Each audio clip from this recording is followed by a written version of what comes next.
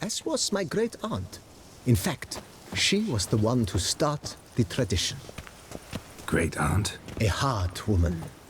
It is said that already as a child, she knew where she was going and went there. When she arrived in Beauclair, she signed on as a chambermaid at one of the vineyards, then slowly worked her way up to Major Domo. She dragged the rest of the family up the same path.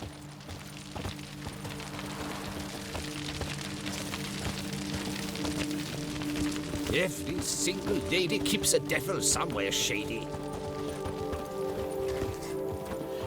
The servants' quarters. I occupy the green home. With the Duchess's permission, I have hired a full staff. Their salaries to be paid from the ducal treasury. Nice of her. Not the most sightly part of the estate, I admit. But I think it's worthwhile for you as master of the domain to know where the help stays.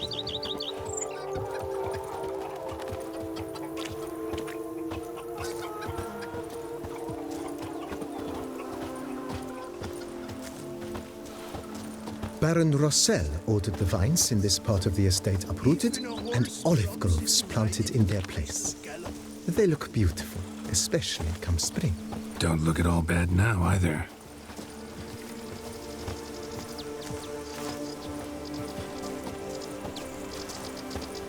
Down below lies the vineyard, where we grow a strain of Carfanere, one of the world's oldest, aged in oak barrels. It provides for an exquisite wine with distinct blackberry, wild cherry, plum, and cinnamon notes. Marvelous. Have to try it one of these days.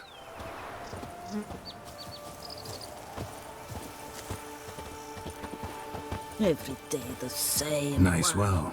Picturesque. Yes, though it ran dry long ago.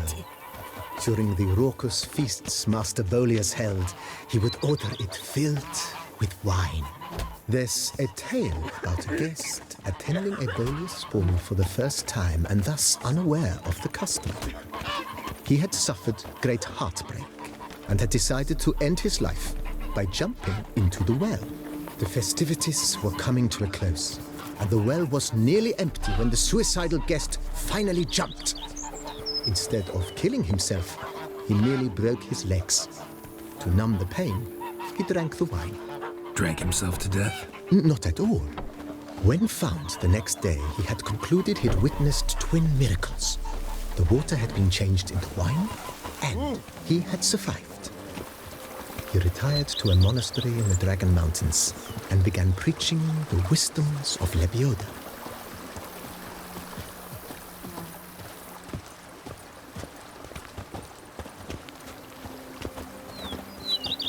Monsieur Bolius' wife Nina kept a garden here.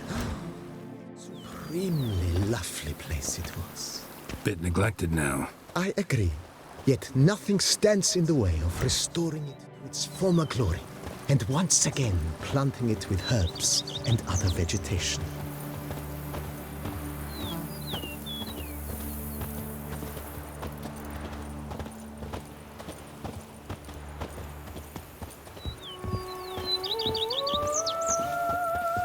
Madame Nina planted diminutive, delicate flowers and herbs here. One might say their aroma still hangs in the air. You're quite the romantic, Barnabas Basil.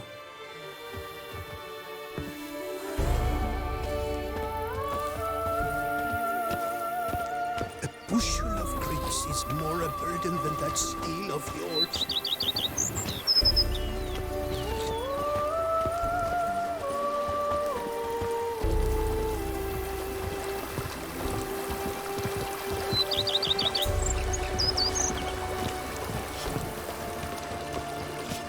Bushel of grapes is more a burden than that steel of yours. This served as an additional wine cellar in years of plentiful harvests. Bit of work and it'll make a fine stable for Roach.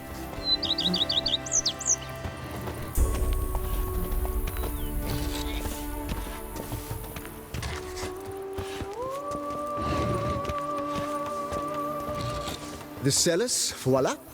During Monsieur Bolis's time, wine was kept here, but Baron Rossel used it to store olive oil as well. I took the liberty of cleaning up the mess, which... I made while fighting the Bruxa. Thanks, Barnabas Basil. Appreciate it.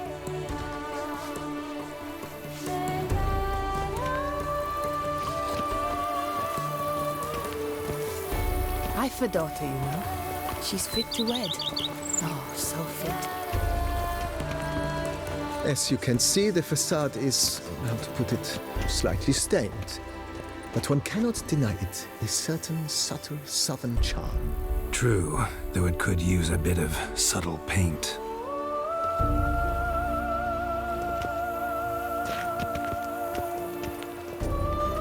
Scrub often. You'll soon meet a coffin. And welcome inside. On the left is the master bedroom. On the right, the dining hall and kitchen.